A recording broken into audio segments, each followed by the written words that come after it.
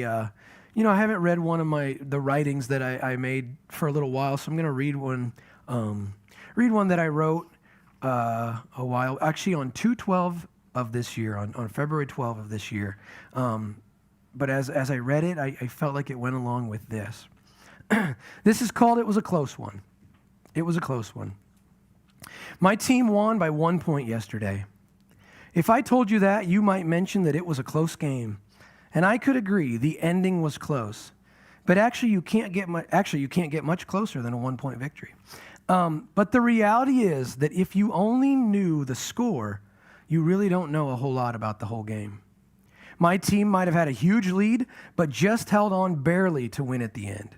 My team might have been down by double digits and had an amazing comeback win in one last-second shot from half court. Maybe it was neck and neck the whole way, an epic battle in which neither team could take control, a real fight to the finish with my team finding a way to come out on top. It could be any of these scenarios or more. There's about an endless amount of courses a game can take. The joy and adventure and intensity is in watching the game because you really don't know how it will end. But sometimes I do know how it will end. I mean, sometimes I don't have time to watch the game, so I just look up the final score and I see if my team won. Then I might pull up the game and watch the highlights.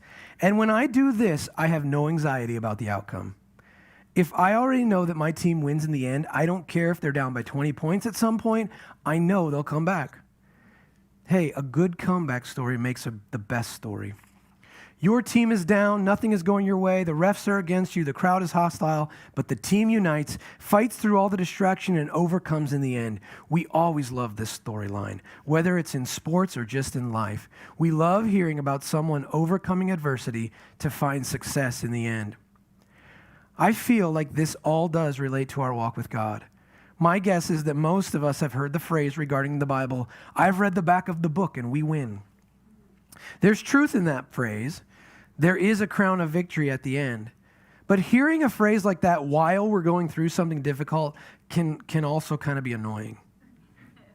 I know that when I die, it will all be good and that none of this will really matter, but I'm looking at a long life ahead of me. I'm facing a lot of obstacles right now, and I'm not sure I'll have the strength to make it to the end.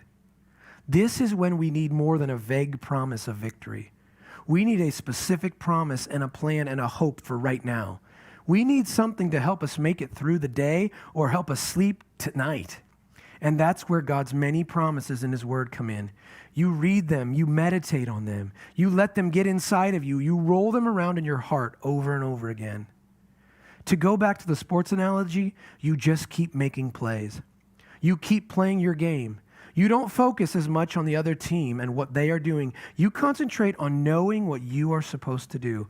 And yes, sometimes in life, we will find ourselves down by 20 with our backs against the wall. Other times, we'll have huge leads and it will feel like we're on top of the world. But most of our circumstances can be fleeting. Here today, gone tomorrow. But our hearts don't need to be fleeting and unstable. Our faith can be built on the solid rock. Our soul can be anchored to the one who is secure in any storm. And the one who promises to never leave us nor forsake us will be with us. We must know this to be true and have the courage to see Him as good and benevolent, and even when we're in a tough battle. Life is always a bit of a close one, but you're never defeated. Keep on moving. That one I wrote right after Indiana beat Michigan by 1 point. Are there any Michigan fans here? No, just kidding. That was a good game. Too bad. We'll have a lot more IU victories coming this fall. But as I reread that, I hadn't really read it since I wrote it back then. But just that reminder that you keep believing, you keep making plays, you keep going.